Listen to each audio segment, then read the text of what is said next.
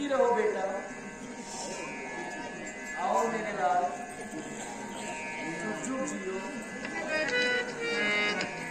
बेटा बहुत विलम्ब हुआ,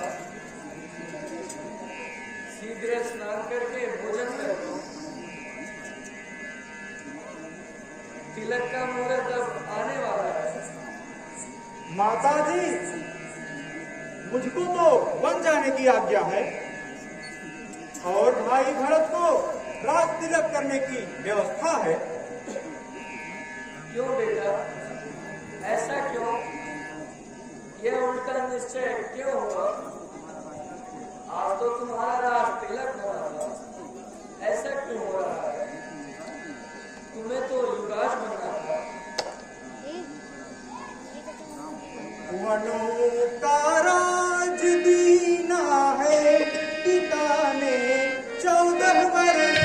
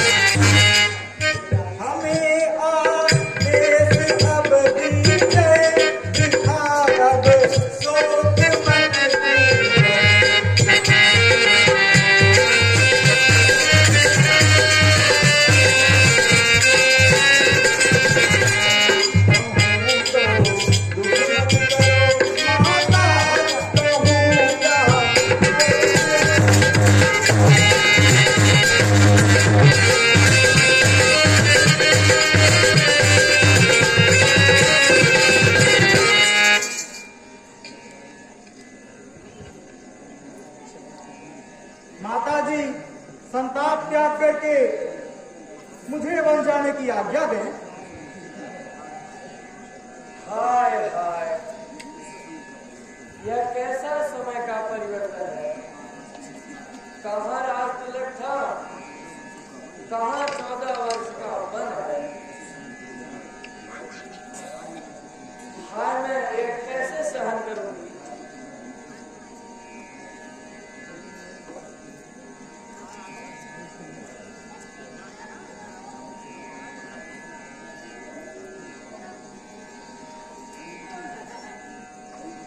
अरे बहू, तनिक रोली तुला,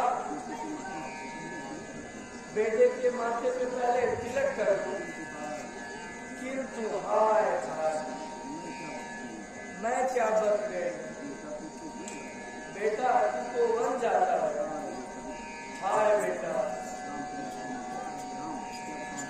क्या बताऊं माता जी, अब विचार कुछ ऐसा ही है। भरत को जैसा राज तिलक, वनवास भी वैसा ही है।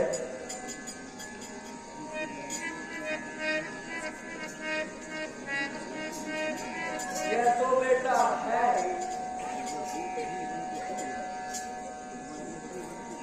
पर वह एक भी वन को क्यों जाए? नहीं, ऐसा कभी नहीं होगा। तुमको यदि वे भेज रहे हैं 14 वर्षों को वन में, तैयार कभी मत होना तुम इस अनुचित आज्ञा पालन में। मैं माता हूँ, माता का कुछ बड़ा है, बड़ा पिता से है बेटा, इसलिए मैं रोकती हूँ तुमको अपनी आज्ञा से बेटा। परंतु पिताजी ने तो कुछ नहीं कहा। उनकी तो केवल प्रतिज्ञा है। वन जाने के लिए माता कैकेयी की आज्ञा है, इसलिए खुश होकर आज्ञा दीजिए। माता मैं वन को जाऊंगा, इस तन पर भैंस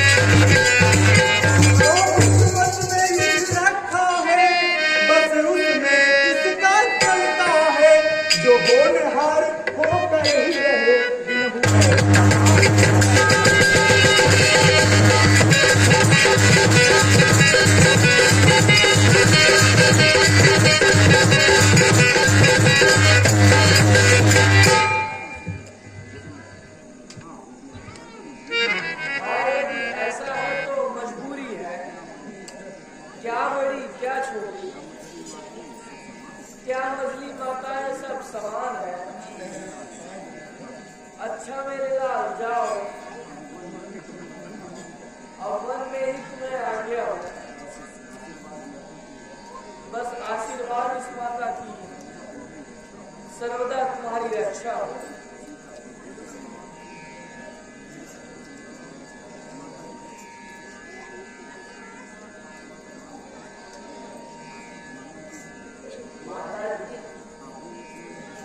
आपने एक निर्णय तो कर दिया, अब दूसरा निर्णय कर दीजिए। मेरा 14 वर्षों का वनवास कर्तव्य निश्चित कीजिए। मैं क्या करूं, वन जाऊं या यहीं रहूं?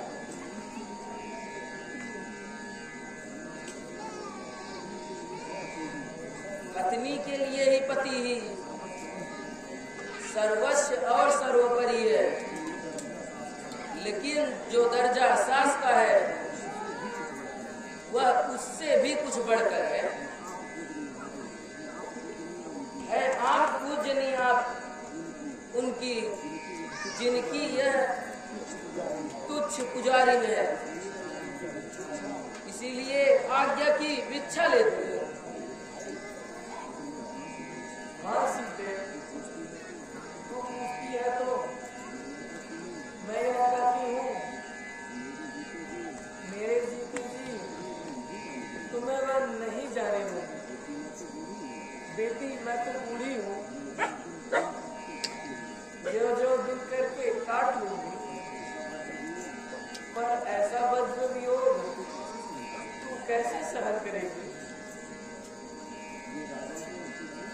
वे राजा है और पुरानी है, वो योगी है तो योगी में है। यदि वे वनवासी है तो तुम्हारा भी कर्तव्य है। सीता तुम वनवासिनी हो। परंतु सीता, तुम क्यों इतना विकल हो रही हो? जिनकी आत्मा बलवान है उनको सुख दुख समान है। आत्मबल का संचार करो और वन चलने का विचार त्याग दो। कौन सी आत्मा बलवान करो? आप ही मेरे आत्मा और परमात्मा है। हे प्राणनाथ यह विनती है, चरणों के साथ रहूंगी मैं, चरणों के साथ रहूंगी। यदि आप भगवती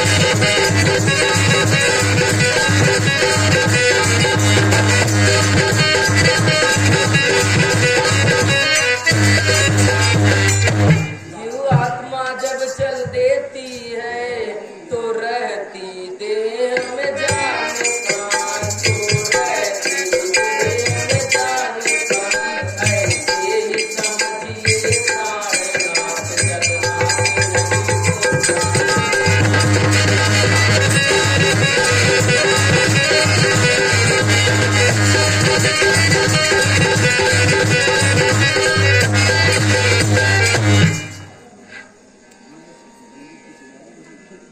मैं इस मंदिर की पुजारनी हूँ और मेरे ठाकुर तुम ही हो। मुझ भिखारी के धन में तुम्हारे ही चरणों में आनंद है। रहूं भवन हमरे कह भामिनी, रहूं भवन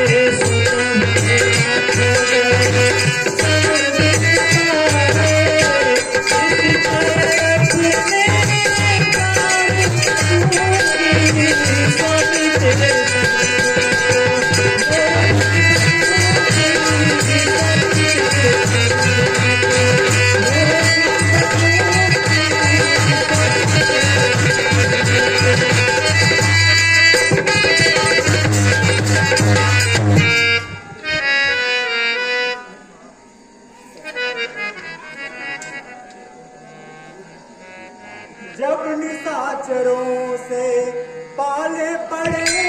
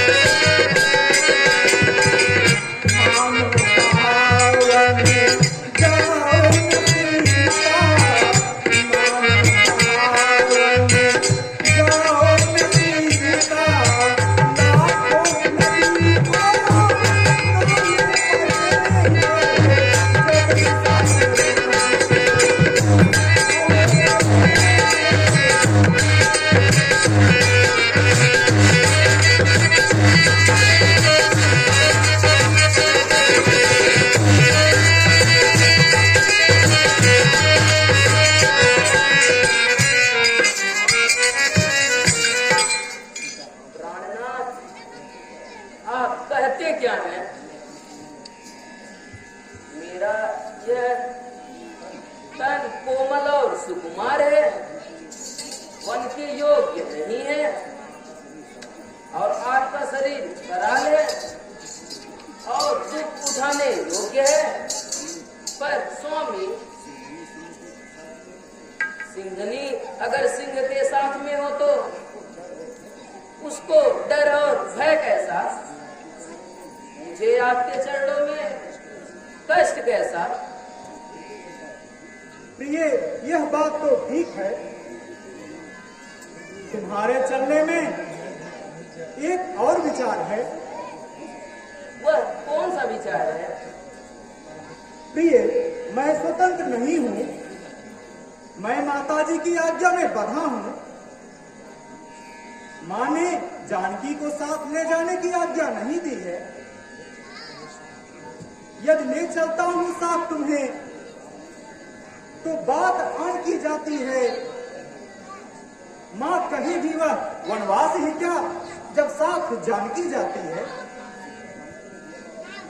प्राणनाथ, यह बात तो ठीक है, पर मैं पहले कह चुकी हूँ,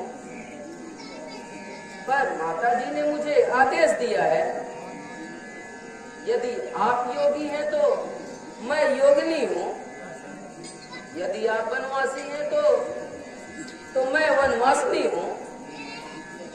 इसलिए माताजी की आज्ञा उल्लंघन मैं नहीं कर सकती।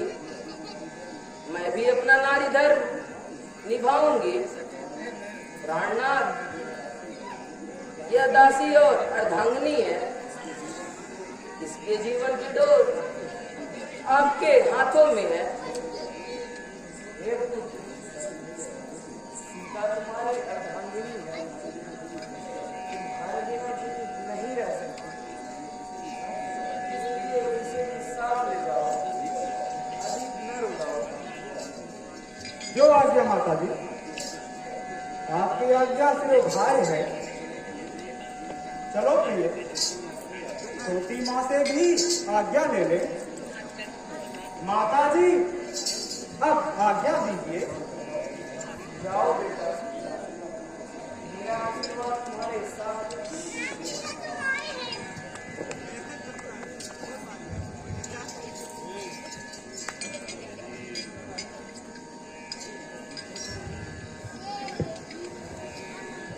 हाँ प्यारे भाइयों, जैसा आप जानते हैं